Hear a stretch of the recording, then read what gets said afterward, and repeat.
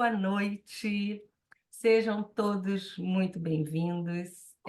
Mais uma vez, eu agradeço a presença de vocês por estar aqui conosco. Estou vendo tanta gente conhecida. Muito obrigada por mais essa adesão, vocês estarem conosco. E eu tenho que agradecer a minha querida amiga Karen Ortiz, uma fonoaudióloga de renome na área de transtornos neurológicos, uma profissional que trouxe e mudou a nossa visão de como tratar e como entender os transtornos neurológicos, fora que é minha amiga pessoal, eu amo muito. Então, eu vou compartilhar aqui,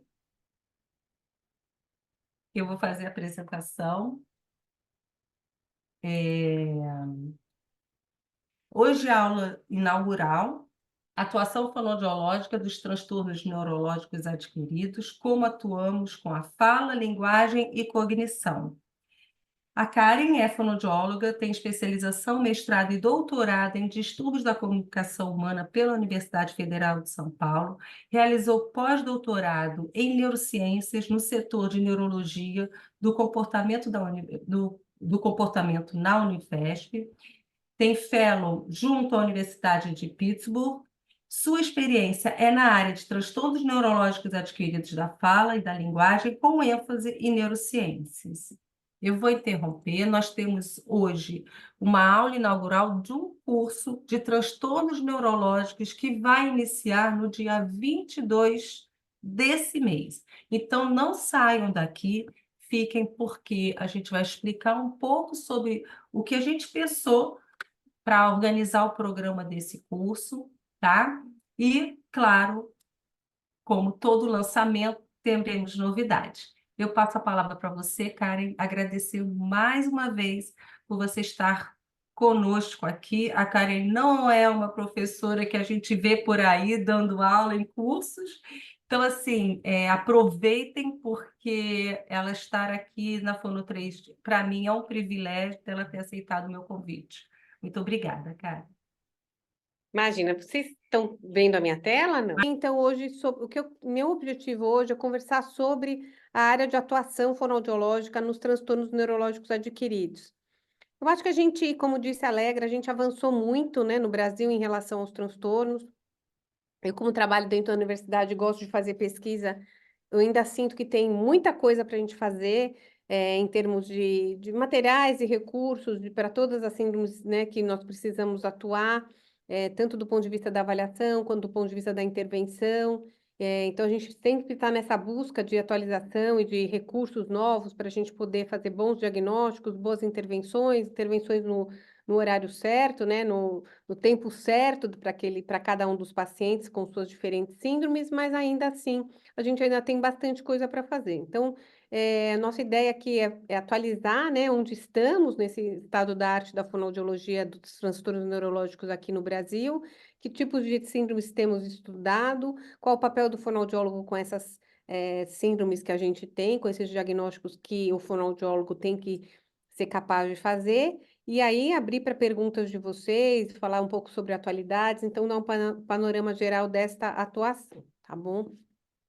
Bom, o sistema nervoso central é o nosso processador, né? É o responsável pelo processamento da linguagem, da fala, até da voz humana, né? Quando a gente vê variações da voz, às vezes os estudos com ressonância magnética funcional já são capazes de identificar por que que isso acontece. Isso a gente sabe desde, né, da primeira descrição clínica, né, do Pierre Paul Broca, que gerou a célebre afasia de Broca, numa época ainda, né, em 1864, que a gente não tinha ressonância magnética, não tinha nem raio-x naquela época, né? Então, de repente, se deparou com um paciente que só falava tan, tan, tan, tan, tan, tan, e quando ele faleceu, eles abriram o cérebro do indivíduo e tinham visto, então, uma lesão numa área específica do cérebro, né? Mais na parte frontal, ali, frontal inferior, frontal médio, e aquela área, em homenagem ao Paul Broca, ficou conhecida como área de Broca, e a afasia como afasia de Broca.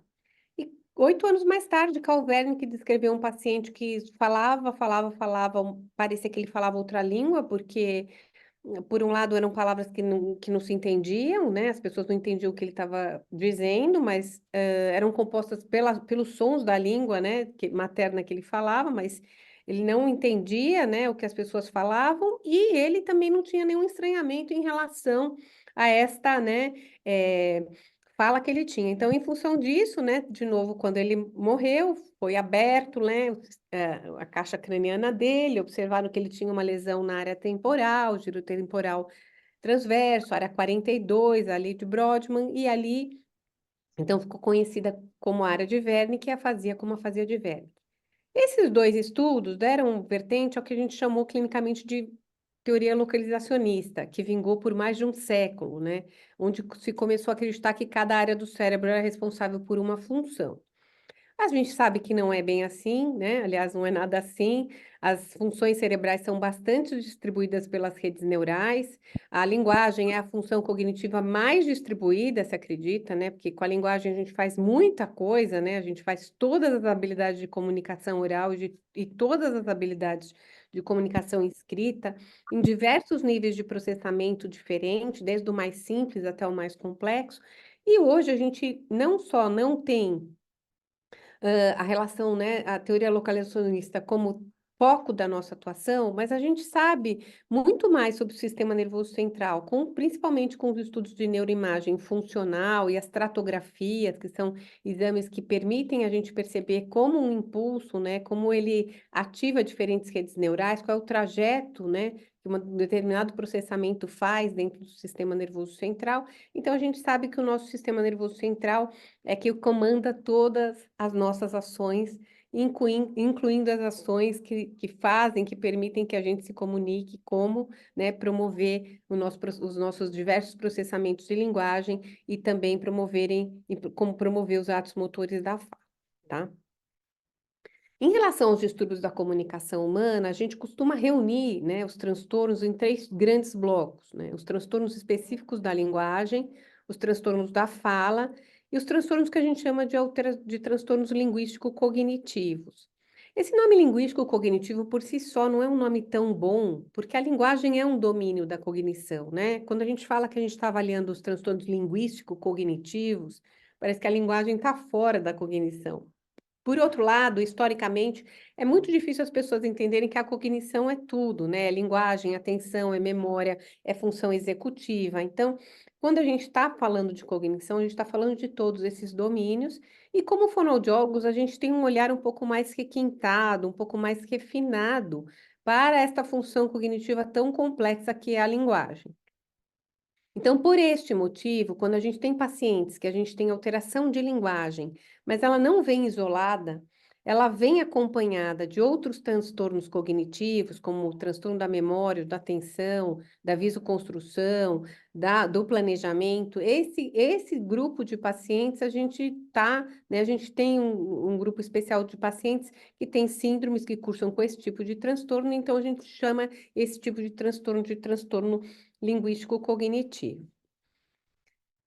Em relação à linguagem, quando a gente estuda a linguagem, então vamos pensar, né, que dentro da neurologia a gente tem diversas etiologias para todas as síndromes que a gente vai clinicar, né? Então, uma simples afasia, que eu acho que é a primeira, né, o primeiro interesse, né, historicamente, lá que eu contei a história do Paul Broca, que todo mundo já conhecia, mas enfim, pensando que a afasia foi a primeira coisa que o fonoaudiólogo se deparou de forma mais veemente, vamos dizer assim, a gente pode pensar que mesmo a afasia, se a gente for pensar, ela pode ter como uma etiologia um AVC, que é o que é mais comum, né? Aliás, estamos no mês da conscientização da afasia, então é um prazer dar essa aula neste mês da conscientização da afasia, em que estamos fazendo todas as ações em prol dessa conscientização. Mas se a gente pensar, ela pode ter como etiologia um AVC, ela pode ter como etiologia um tumor cerebral, ela pode ter como etiologia uma Para quem você quer enviar mensagem? uma alteração aguda, né? Um você quer ferimento enviar com arma de mensagem? fogo, por exemplo, alguma coisa dessa natureza, né? Então, se a gente pensar nas etiologias, a gente vai imaginar aqui que a afasia ela é um transtorno de linguagem que vai cursar com diferentes alterações, com graus e naturezas, né? E, enfim, ela vai poder compor um escopo muito grande de alterações, né? Tanto do ponto de vista da etiologia, como dos outros pontos de vista. Quando a afasia foi estudada, ela foi estudada a partir das lesões corticais. Então, quando a gente estuda o capítulo das afasias, a gente fala assim, as afasias corticais. A gente tem várias taxonomias possíveis, né? A gente tem a escola do Good Glass do Kaplan, a escola americana, a escola francesa. Algumas classificam a afasia pela lesão, outros classificam pelo tipo de alteração, outros classificam pelo diagnóstico das áreas receptivas ou emissivas, mas mesmo que a gente adote a mais comum, né? A afasia de Broca, a afasia de Wernicke, a gente usa a taxonomia mais comum. Essa afasia, ela diz respeito às afasias corticais, né? As lesões corticais. Mais tarde surgiu na ciência o estudo das afasias subcorticais, ou seja, o que pode acontecer em relação à linguagem, não só a linguagem, depois a gente vai ver, né, a interface entre linguagem e fala nas lesões subcorticais, quando as lesões acometem tálamo, gânglios da base, né, núcleo caudado, putame. Então, será que eu posso ter alterações de linguagem nesse tipo de lesão também? E no decorrer do avanço da ciência, não se fez mais interessante estudar as afasias do ponto de vista macroscópico, né? Então, só classificar segundo qualquer taxonomia que a gente julgue a mais interessante. Fez sentido a gente estudar as afasias do ponto de vista microscópico. Em que sentido? O que está acontecendo com a linguagem? Quais são os processamentos da linguagem que estão interrompidos ou que estão deficitários quando eu tenho uma determinada manifestação na compreensão, na emissão, na leitura ou na escrita ou em todas elas, né? Então surgiram uns capítulos também específicos, que foram os capítulos das agrafias e das dislexias adquiridas. Então, as agrafias são alterações de escrita que ocorrem após uma lesão cerebral. Elas podem aparecer de forma isolada. Para isso acontecer, você tem que ter uma lesão muito circunscrita numa área muito específica do sistema nervoso central. E as dislexias, por sua vez, são alterações de leitura que acontecem também em leitores previamente proficientes, que após a ocorrência de uma lesão cerebral ficam com algumas dificuldades de leitura. Então, aqui no capítulo da afasia, a gente tem muitas afasias, né? As formas clínicas são muitas, tanto do ponto de vista das afasias corticais quanto das afasias subcorticais, e das dislexias adquiridas e das agrafias também. A gente tem uma infinidade, uma variedade muito grande de alterações de leitura e escrita que podem compor diferentes síndromes após a ocorrência de uma lesão cerebral. Então, dentro da linguagem, quando a gente está avaliando pacientes que vieram só eu não gosto de falar porque isso é muito, né, uma alteração de linguagem, mas com as alterações específicas na função cognitiva linguagem, a gente tem que, né, se focar nessas 4 grandes aqui possibilidades. Em relação aos transtornos linguísticos cognitivos, né, quem é mais de risco para ter um transtorno linguístico cognitivo? É o paciente que sofreu um traumatismo crânioencefálico do tipo fechado, né? Fechado é quando a gente não tem ruptura da calota craniana, então toda a lesão se dá dentro, né, da calota craniana por questões de lesão axonal difusa. Então, quando a gente tem camadas ali de neurônios que vão e voltam, né, na lesão, nos impactos, então a gente tem às vezes rupturas dos axônios dos neurônios acometendo o encéfalo como um todo, acompanhado de algumas lesões focais. Esse tipo de quadro a gente chama de TCE fechado, né?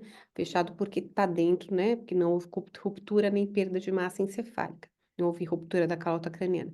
Esses pacientes, em geral, vêm com alterações de linguagem que não preenchem perfil para uma afasia clássica, que são alterações de diferentes naturezas, mais na linha pragmática, discursiva, em tarefas que são mais requintadas, né, tarefas de metáforas, de duplo sentido, e muitas vezes, na maior parte dos casos, vem acompanhado de outras alterações cognitivas, déficit de memória, atenção, planejamento. Então, de novo, né, como eu tinha falado, tem um subgrupo de pacientes que não vem só com alteração de linguagem, vem com alteração dos outros domínios cognitivos. E nesse subgrupo a gente tem as síndromes demenciais, todas, né?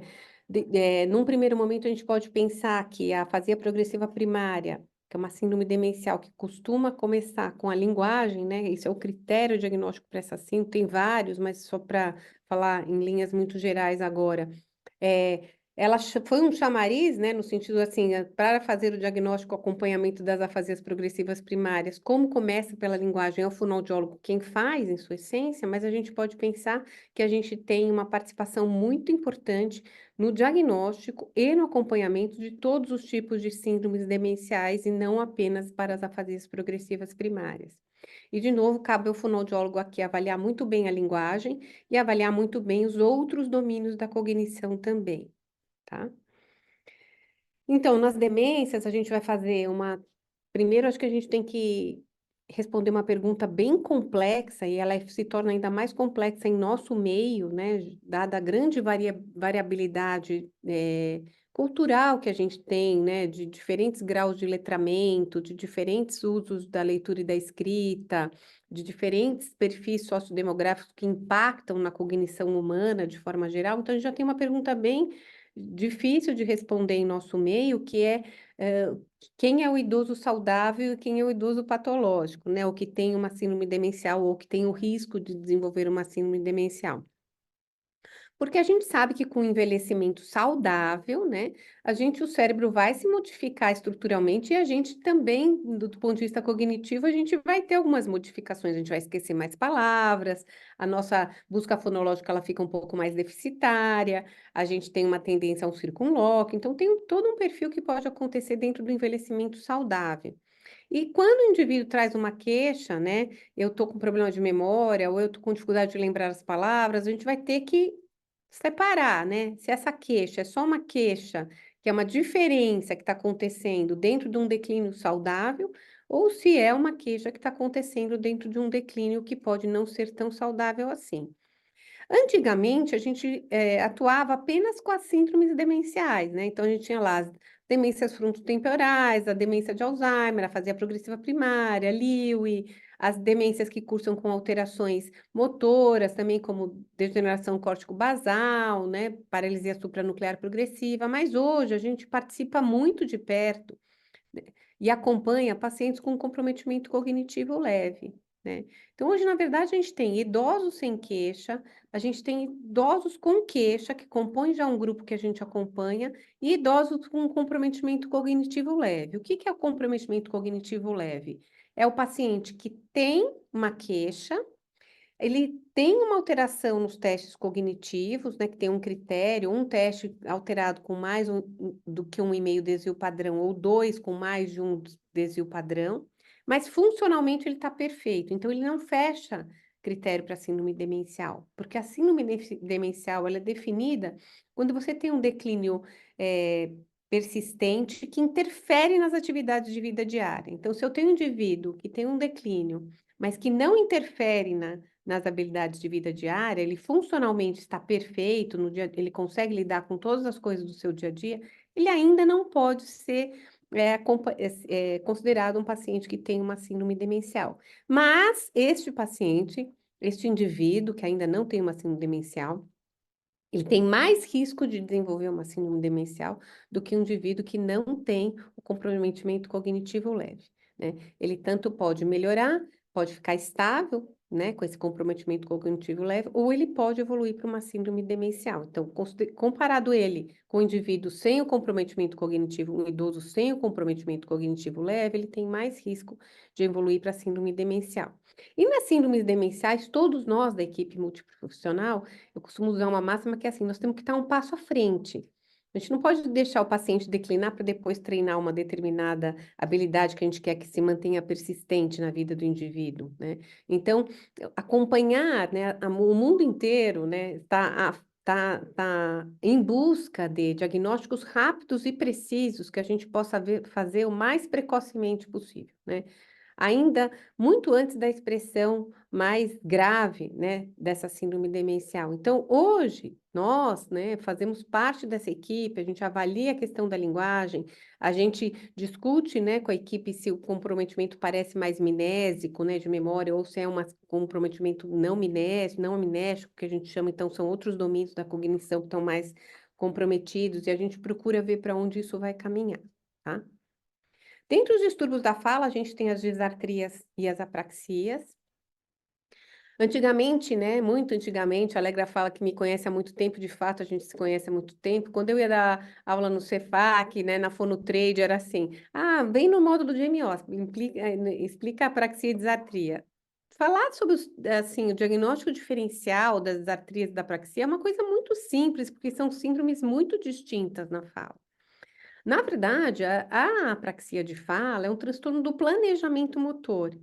E ela, na sua configuração única, né, no sentido assim, o indivíduo teve só uma apraxia de fala após lesão cerebral, ela é raríssima. A gente só tem 10 case reports no mundo inteiro publicados com indivíduos que após uma lesão cerebral saíram apenas com uma apraxia de fala. Então, a apraxia de fala, ela pode aparecer com quem? Ela pode aparecer como uma comorbidade da afasia. Então, o seu paciente que tem uma afasia, ele pode ou não ter uma apraxia. E como que você vai diferenciar os erros que são do planejamento fonológico, né? Do plano fonológico, que é linguagem, que é a possibilidade que o cérebro tem de mapear os sons de uma fala e colocá-los na sequência correta. Dos erros que são do planejamento motor, ou seja, depois que tudo isso já está pronto, o cérebro tem que ir lá na área motora fazer os gestos articulatórios no tempo certo, com a precisão certa, na direção certa, né? Do ponto de vista temporo aí, né? Onde eu faço no meu espaço, né? De articulação com o tempo dessa articulação. Então, na verdade, hoje a ciência está muito mais preocupada em responder a pergunta, né? O meu paciente com afasia comete muitos erros na fala, na emissão oral. Ele é também apráxico, sim ou não? Então, esse diagnóstico para nós é muito mais caro, é muito mais difícil de ser feito do que fazer uma simples diferenciação da disartria, que é uma alteração de fala oriunda de 5 bases motoras que estão alteradas: respiração, fonação, articulação, ressonância, prosódia, e a apraxia de fala, que também tem alterações nessas bases, mas que tem como característica não um traço sonoro distorcido né, da fala como um todo, e sim, a gente vai ter omissões de fonemas, inserções de fonemas, substituições de fonemas. Então, a gente tem um conjunto de manifestações na emissão do indivíduo que a gente vai ter que analisar para dizer se ele é apráxico também, né? Além de ter uma afasia. Então, quando a gente reúne tudo que mais ou menos a gente conhece nesses 3 grandes blocos, a gente acaba chegando à conclusão que o que a gente conhece e o que a gente faz é muito, né? Não é pouca coisa. E dentro de cada especificidade, então, como eu vou trabalhar com a afasia, como eu vou trabalhar com as dislexias, como eu vou trabalhar com as agrafias, como eu vou trabalhar com as disartrias, como eu vou trabalhar com as apraxias, como eu vou trabalhar com as demências, como eu vou trabalhar com os transtornos linguísticos cognitivos. Cada uma dessas alterações, ela vai requerer do fonoaudiólogo um olhar específico. Então, o que é interessante a gente pensar é que a atuação varia para cada uma dessas síndromes que a gente, porventura, venha encontrar, né? Então, a minha atuação com a afasia em termos de diagnóstico, intervenção, né, estimativa de prognóstico, é diferente de qualquer outra síndrome que, porventura, eu venha a clinicar. E a gente já chegou nessa especificidade aqui no Brasil, né? Então, uma coisa que me deixa muito feliz é que eu sempre brinco com meus colegas, que eu acho que apesar da gente estar atrasado em relação à ciência, em relação à clínica, a gente tem uma clínica que é equiparada, né? A gente sabe o que fazer do ponto de vista da avaliação, né? Do diagnóstico, da intervenção, então, dos recursos de terapia que são, né, baseados em evidências científicas. Então, acho que nesse sentido a gente não está devendo nada e a gente faz uma clínica que é uma clínica que está de acordo e que está em paralelo com o que é feito no resto do mundo, tá? Então, falando especificamente das afasias, né, como que a gente analisa o quadro clínico? Como que a gente avalia o indivíduo com afasia? Como a gente intervém com ele? Quais são os fatores de prognóstico? Tudo isso está no nosso radar, está na nossa cabeça quando a gente pensa em atender um paciente com afasia, né? Do ponto de vista da avaliação, o paciente, né, ele tem, cada pessoa que passa pela nossa vida, cada paciente nosso, traz uma história que é própria. A história que é própria dele, né, que está dentro do perfil sociodemográfico dele, é algo que tem que ser muito relevado, porque a gente está falando da avaliação de linguagem. Então, a gente vai viver com uma dicotomia, né, que ela não é paradoxal, que é assim, ao mesmo tempo que eu tenho que saber o que esse indivíduo deveria ser capaz de fazer em termos de habilidades linguísticas antes da lesão, eu tenho que também considerar histórico prévio dele, né, em relação ao conhecimento de mundo que ele tem, né? Então, o que que acontece aqui? As avaliações, elas têm como objetivo ter um parâmetro objetivo e por isso que a gente usa testes que foram desenvolvidos no Brasil depois de muitos anos de estudo, que têm psicometria adequada, que são capazes de, em cada domínio linguístico, né, em cada processamento linguístico, identificarem com precisão quais são as falhas que o indivíduo apresenta e que são capazes de dizer se aquelas alterações que a gente está, porventura, que nós estejamos, porventura, identificando, se elas são leves, moderadas, graves ou extremas, né? Os testes são muito importantes, porque não se trata de colocar o paciente num score, se trata de entender qual é a distância, né, do que ele está fazendo agora, após a lesão cerebral, para o que ele fazia antes, né, para a gente buscar uma intervenção mais acurada, mais uma intervenção que vá direto ao ponto, que trabalhe necessariamente com o que o indivíduo precisa, né? Então, aqui hoje a gente tem baterias de afasia, baterias para lesão de hemisfério direito, a gente tem desenvolvido estudos para ver se os testes de afasia, eles são utilizáveis ou não, com que limites e com que potencialidades, com outras síndromes neurológicas que não afasia. Então, acho que aqui a gente tem que aprender a usar os testes, aprender a analisar os testes, aprender a fazer a leitura dos processamentos linguísticos que estão alterados a partir dos testes, e é claro que eles não são tudo na sua avaliação, mas eles compõem uma parte importante e é uma parte do conhecimento que com certeza a gente precisa sim assimilar, né? Então, na avaliação da afasia, a gente analisa, né, os resultados dos testes, a gente estabelece as condutas, então, estamos na fase aguda, então a gente tem guidelines para avaliação à beira do leito, a gente tem guidelines para avaliação na fase aguda, médio aguda, crônica, quanto que a gente intervém, como que a gente estima a gravidade clínica da afasia para decidir se o paciente vai fazer terapia intensiva, se ele vai fazer uma terapia que pode ser menos intensiva, ao invés de 5 dias por semana, 2 vezes por semana, 3 vezes por semana. Então, esse estudo macroscópico que antigamente se fazia, que era só dizer se a afasia é de Broca, Wernicke, transcortical, motora, sensorial, é um estudo macroscópico que serve só quando a gente está fazendo publicação, na verdade, né?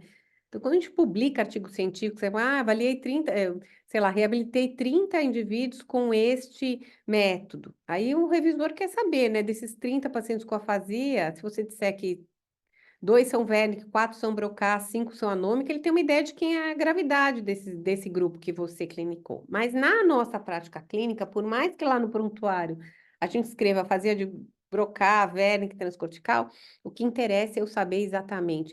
Ah, ele é agramático, por exemplo, como é o agramatismo dele? A falha é na estrutura superficial, é na profunda? Que tipo de elementos ele não faz? Ele é anômico? Que tipo de anomia ele tem? Anomia do buffer lexical, anomia do acesso lexical fonológico, do acesso lexical semântico. Então, o mapeamento das alterações do ponto de vista microscópico, que é baseado, né, nos modelos de processamento da linguagem, que a gente sempre, né, nos últimos 50 anos a gente já tem disponíveis, e cada vez mais a gente tem modelos mais avançados para aplicar, para explicar esses processamentos e explicar coisas que há 10 anos atrás a gente não conseguia explicar através desses modelos, é a opção que a gente tem para conseguir fazer as estratégias de reabilitação e conseguir, né, chegar de maneira mais acurada num bom prognóstico clínico para aquele paciente. E a gente usa também, a gente gosta bastante de estudar métodos que tenham um alto nível de evidência, né? A gente quer trabalhar com metodologias de reabilitação para determinadas falhas de processamento que já foram estudadas no mundo e que a gente tem, né, como resposta positivas aos tratamentos, né, para as alterações que a gente, porventura, identificou. Então, a gente também tem hoje uma predileção, né, para estratégias que estejam baseadas nos modelos de processamento e que tenham um alto nível de evidência, tá? Então, a gente usa modelos de processamento, né, de linguagem, e aqui o que eu queria mostrar para vocês é que quando a gente está falando do registro fonológico, que é essa última caixinha que está à direita, né, da tela de vocês, eu não vou explicar esse modelo hoje, mas o que é importante de pensar? Se eu vou falar alguma coisa qualquer, por exemplo, Boa noite. Então, eu tenho uma semântica que eu quero passar para vocês. Essa semântica vai nutrir o meu léxico. Então, quais são as palavras que são relativas à semântica que eu quero dizer? O meu léxico, se eu tiver com aquelas palavras boa e noite reverberando na minha cabeça, quando isso está pronto, ele ainda tem que passar por uma estação que a gente chama de buffer ou registro fonológico. Nesse registro fonológico estão todos os sons da nossa língua e as possibilidades de combinação entre eles. Isso ainda é linguagem. Então, o cérebro tem uma instância que processa a semântica, tem uma instância que processa as palavras inteiras e tem uma instância que ele vai processar unidades menores que as palavras. Então, se o lugar onde eu guardo os fonemas e as regras de combinatória, que é esse buffer fonológico, tiver intacto, preservado, se tiver tudo isso bonitinho, essa informação do ban, do o, do a, que eu vou falar boa noite, do nan, do o, do i, do tan, do e, vão passar para a área motora da fala e vai começar, então, o acesso ao buffer motor, né, dos engramas motores. Então, é uma outra área do cérebro que vai falar assim, agora que gesto você vai falar, em que tempo você vai falar isso, para que saia perfeita essa informação que foi nutrida lá pelo buffer fonológico. Então, quando a gente está falando de sistema fonológico, a gente está falando de linguagem. E quando a gente está falando de engramas motores da fala, são os engramas que correspondem aos fonemas que estão lá na linguagem. Então, o que que acontece aqui? É aqui, neste ponto, né, que eu falei para vocês que é a dificuldade que a gente tem de saber se a questão de quando eu troco uma palavra, por exemplo, tomate, o paciente fala comate, se quem falhou foi o buffer fonológico ou foi o engrama motor da fala. E para isso a gente vai ter que fazer uma série de procedimentos de avaliação que vão nos permitir desempatar isso, tá? Então, por isso que eu falei, né? Tudo que a gente faz em termos de sistema nervoso central, tudo é muito complexo, né? Para nós está muito engramado e é muito fácil, foram comportamentos aprendidos e que estão automatizados, né? São automáticos, a gente não precisa parar para pensar como a gente faz um determinado som ou como a gente fala determinada palavra. Mas o cérebro faz isso em milissegundos, com processamentos que são bem rápidos e que quando a gente, e muito acurados, e quando a gente tem um paciente com lesão cerebral, que depende daquele processamento para conseguir se comunicar, a gente vai ter que mapear todos os processamentos que porventura estejam alterados, né? À luz de modelos de processamento. O mesmo acontece quando a gente falar do capítulo das alterações de leitura e escrita, as disgrafias e as agrafias adquiridas. A escrita e a leitura são processamentos altamente complexos. O cérebro humano pode ler uma mesma palavra de diversas maneiras diferentes. Ele pode ler essa palavra como se ela fosse um tijolo inquebrável. Então, assim, não tem outro jeito de eu ler essa palavra. Eu só consigo bater o olho e ler essa palavra se ela estiver inteira. Ou eu posso ler pedaços dessa palavra, o que a gente chama clinicamente de rota lexical e perilexical, chamada na criança também de rota fonológica quando a gente está na aquisição. Dependendo de onde a gente tem alteração, né? Isso vai gerar quadros de agrafia ou de dislexia, se eu estiver falando de leitura ou de escrita, diferentes. Mas essas dislexias e essas agrafias que estão nas rotas lexical e peri, a gente chama de agrafias centrais. O que são as agrafias e as dislexias periféricas? Na lesão cerebral, eu posso ter outras alterações oriundas dessa lesão cerebral que impactem o processamento visual anterior ao início do processamento cognitivo da própria leitura, por exemplo. Então, eu vou ter 3 agrafias periféricas, que são agrafias que são causadas antes do processamento da rota de leitura e de escrita, lá, se ela é lexical ou ela é peri. Aí eu vou ter as 3 dislexias que são das rotas de leitura, então eu vou ter que ver se é a rota lexical que está mais comprometida, se é a fonológica ou a perilexical que está mais comprometida, ou se porventura eu tenho danos em pontos das 2 rotas. E como alguém falou que já tinha me ouvido falar alguma vez, o modelo que a gente usa para explicar, e a gente tem tarefa nos testes para analisar cada caixinha dessa. Ah, então que prova eu faço para ver se o registro alfabético está preservado? Que prova eu faço para ver se o léxico logográfico de entrada está preservado nesse processamento? Que prova que eu faço para ver a conversão grafo-fonossilábica, por exemplo? Então, a gente tem prova para analisar cada uma dessas estações para ir na terapia com recurso, né, já naquele processamento que eu estou identificando ou naqueles que eu estou identificando como deficitários. E a mesma coisa vai acontecer quando eu estiver escrevendo. Eu tenho as agrafias centrais, que são as agrafias das rotas, né, de escrita ou perilexical, fonológica ou lexical, e eu tenho, né, as alterações que são periféricas, tá?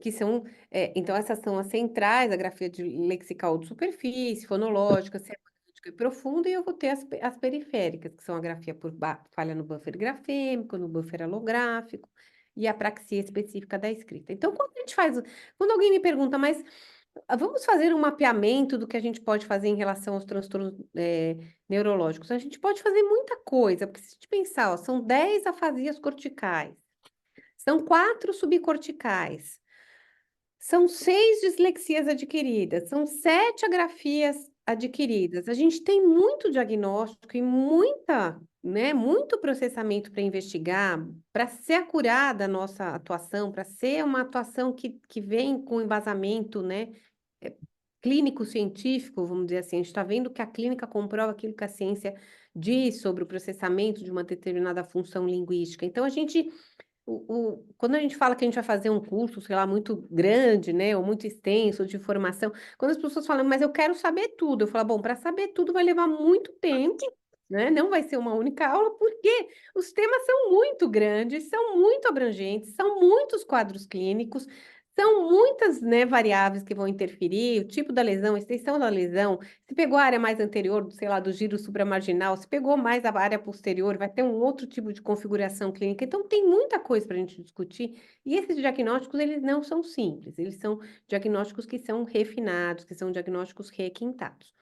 Mas eu sempre falo para os meus alunos também, não se intimidem em perder tempo no diagnóstico, porque um bom diagnóstico é a chave para uma boa terapia. Porque desde que eu me formei, comecei a trabalhar com pacientes neurológicos, aliás, até antes, porque no segundo ano eu já ia no hospital ver os casos, de xereta que eu era, eu queria, sempre, a primeira aula que eu dei, as pessoas falam para mim, você ensina terapia? Eu ensino terapia, mas a gente tem que saber, quando eu falo, faço tal estratégia, da onde ela veio.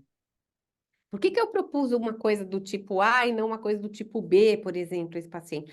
Vem de um diagnóstico acurado, de eu entender quais são os elementos, né, ou as instâncias de processamento que estão deficitárias após a ocorrência da lesão cerebral. E os casos clínicos são muito diversos, são muito diferentes entre si. Então, é muito importante. Um bom diagnóstico é a chave para um bom terapeuta fazer uma boa terapia, tá?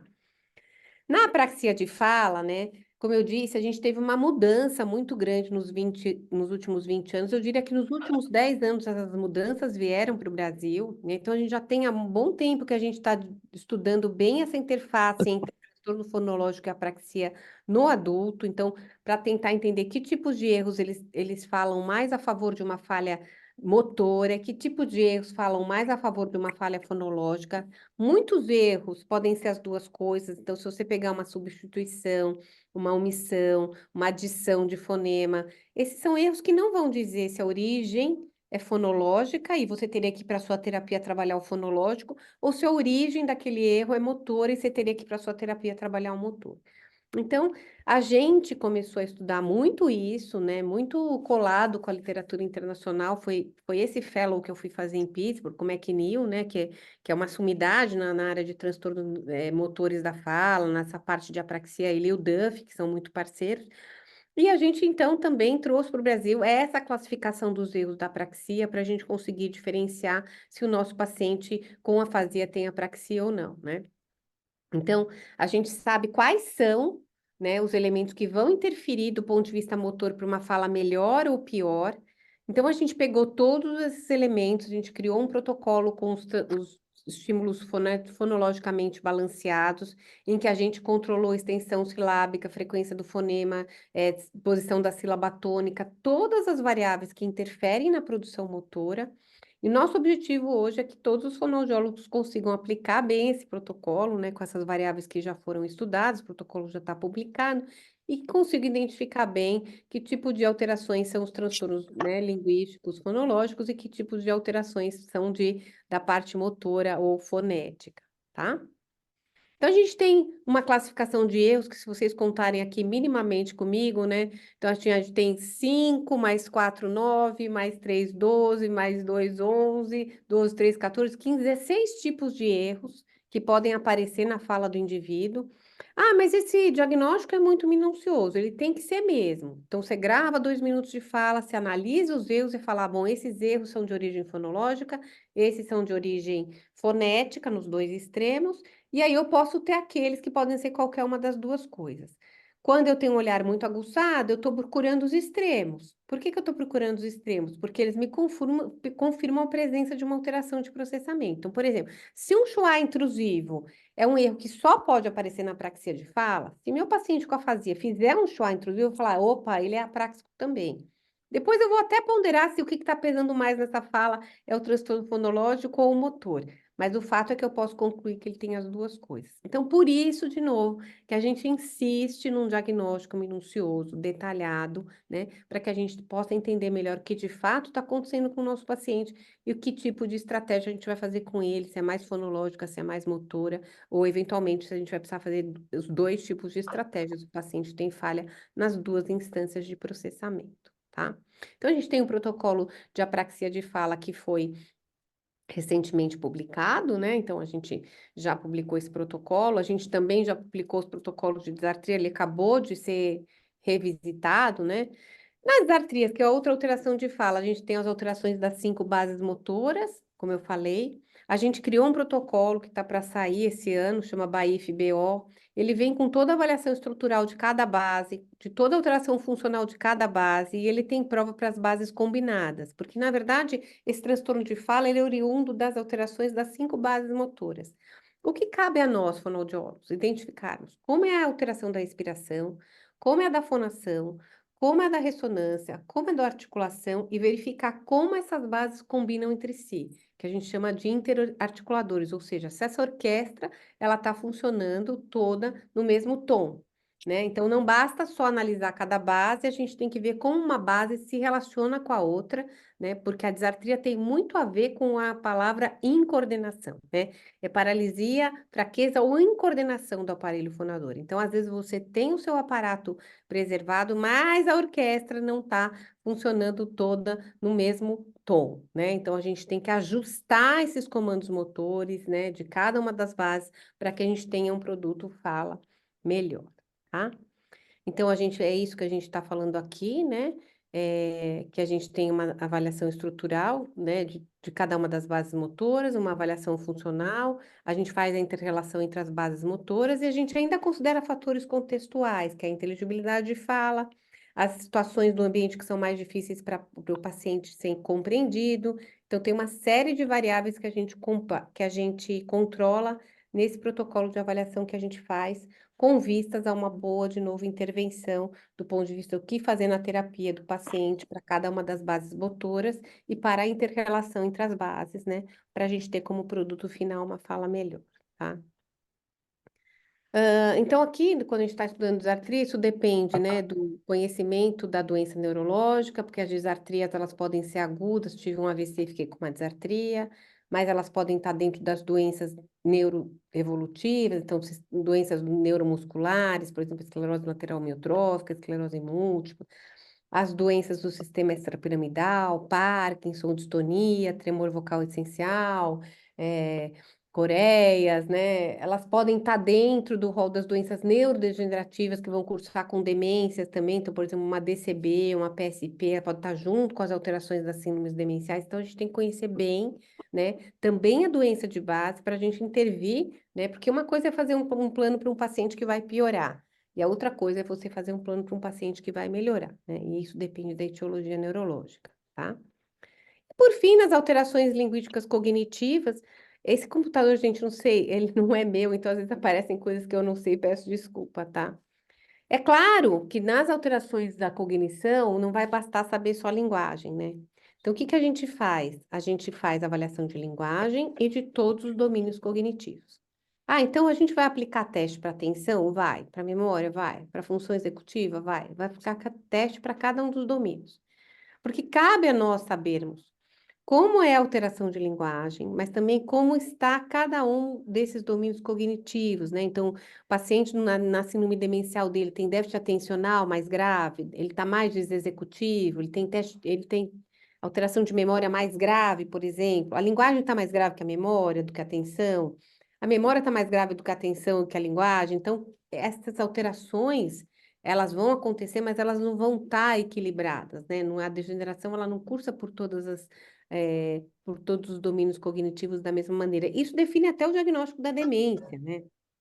Quando a linguagem vem primeiro e quando ela está mais acometida, é uma APP. Se a memória vem primeiro e o paciente está mais desexecutivo e a linguagem está mais preservada, é uma doença de Alzheimer. Se o paciente tem alteração de linguagem, mas tem alteração de comportamento, tem cara de DFT. Então, isso tem muita relação, né? Nossa avaliação também tem muito a ver com o perfil da própria demência que a gente está lidando. E para isso, a gente tem que fazer teste. Tem que fazer teste que esteja de acordo com o perfil sociodemográfico do indivíduo. Então, os testes têm notas de cortes diferentes de acordo com a escolaridade. Então, a gente tem que saber aplicar o teste, analisar o teste, né? E depois analisar todos os domínios cognitivos em conjunto para ter o perfil cognitivo geral do indivíduo, para a gente saber o que de fato eu consigo fazer na intervenção, na reabilitação cognitiva dele, que ele possa acompanhar, né? Para ficar o mais funcional, né, enquanto a degeneração acontece, tá? Então, aqui a gente tem uma relação clara, né, entre cognição, linguagem e comunicação, tá? Então, a gente tem as alterações de linguagem nas síndromes demenciais, tá certo? A gente tem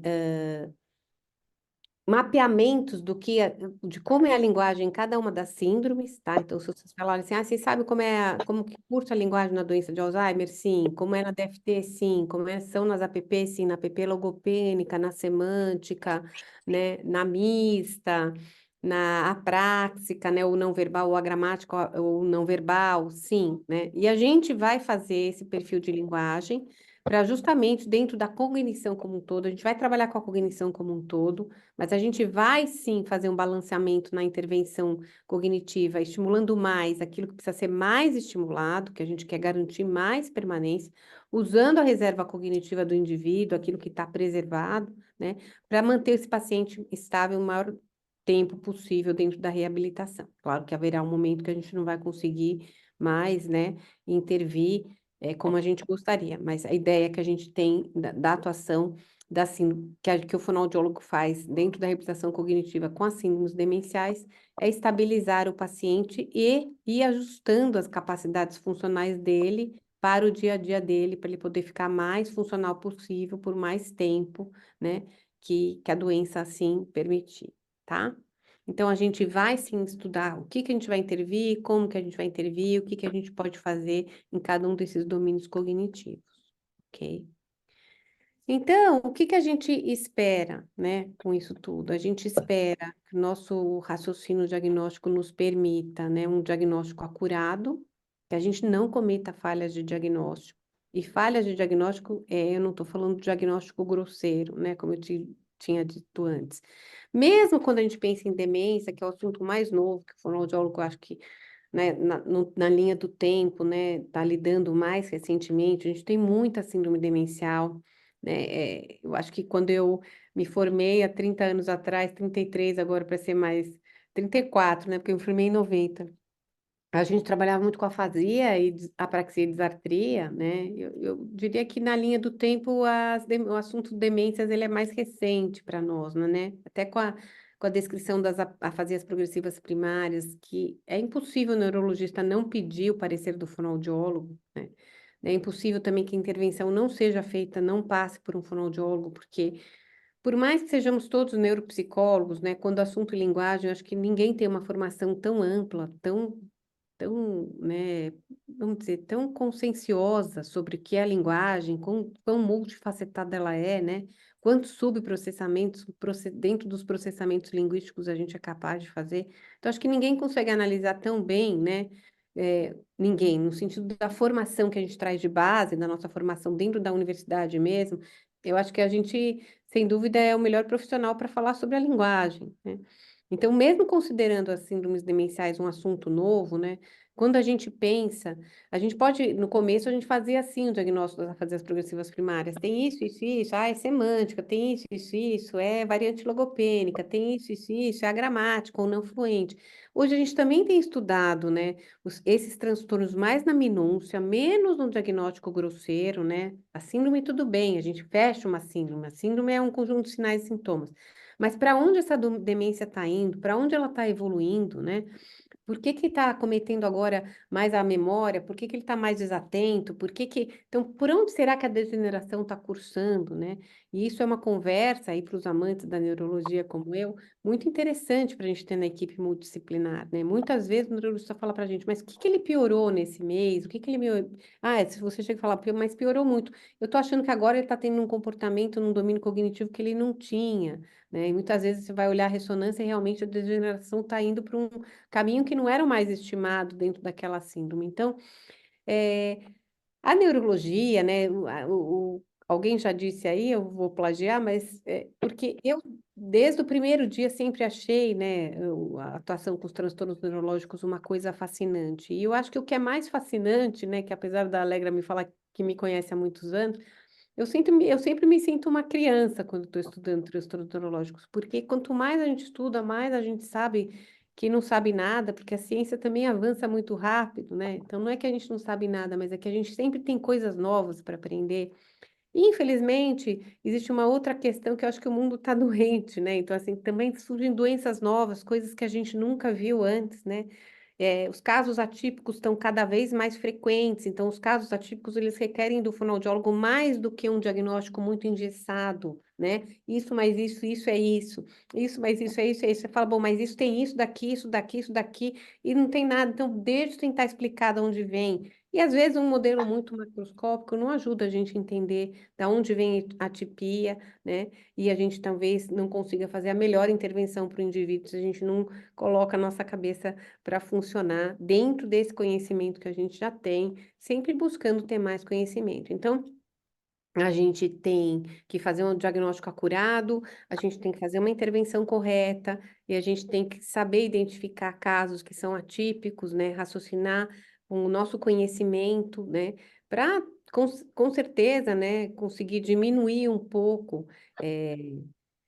O trauma, né, de um transtorno neurológico, porque eu acho que um transtorno neurológico, seja ele qual for, é muito impactante na vida do indivíduo e das famílias, né? Então, acho que a gente nunca pode perder esse caráter humano. Acho que, assim, a minha busca pela excelência dentro da área dos transtornos neurológicos é muito pensar, além da paixão que eu sempre tive como uma neurocuriosa, vamos pensar assim, é pensar que são sempre casos graves, são sempre casos que modificam, né, o curso da vida das pessoas da noite para o dia. Então, eu acho que a gente, dentro daquela limitação que a gente tem, já sabe, somos fonoaudiólogos que trabalhamos com casos graves, o que que a gente pode fazer? É fazer um tratamento, garantir uma excelência no atendimento para minimizar, né, o máximo que a gente puder, né, o sofrimento desse paciente que tem barreiras aí na comunicação, né, e das famílias que convivem com esse paciente. Então, eu acho que eu não gosto, de fato, de dar aulas curtas, né, cursos curtos, porque eu gosto de explicar tudo minuciosamente, eu quero que os alunos se ferramentem para entender tudo, para raciocinar, para estarem dentro da clínica neurológica e pensarem, né, fora da casinha, bom, isso tem que ser isso. E eu acho que cada vez mais a gente tem tido da ciência esse detalhamento, né? Tanto nos modelos de processamento, quanto nas síndromes, quanto nas intervenções, medicações, neuroimagem, tudo tem se ampliado muito rápido nessa intervenção, e eu acho sim que a gente sempre pode se aprimorar nessa área, tá? Bom, era isso que eu queria falar, tá, com vocês. Queria falar um pouco desses avanços que a gente conseguiu no Brasil aqui nos últimos anos, tá? E eu estou aberta aí para perguntas, tá? Curiosidades, enfim, o que vocês quiserem saber aí de mim. Eu espero ter atendido, né? Quando a Alegra me pediu uma aula inaugural, eu falei, bom, eu acho que eu prefiro falar do panorama geral, né? Porque acho que muito conteúdo foi gerado nos últimos 20 anos aqui no Brasil, né? E esse conteúdo modificou muito a nossa atuação com esses pacientes. Então, eu acho que dentro de, assim, como eu não sabia quem seriam as pessoas que estariam comigo, achei melhor fazer uma aula com perfil genérico, e porque aí cada um pode perguntar o que quiser, né? Se um tem um caso de agrafia, outro tem de dislexia, outro tem de demência, outro tem de APP, outro tem de DCB, aí eu acho que fica aberto para cada um fazer o comentário ou perguntar o que achar mais importante, mais relevante dentro dessa nossa temática aí, que como a gente viu, ela é bastante extensa, tá bom? Obrigada.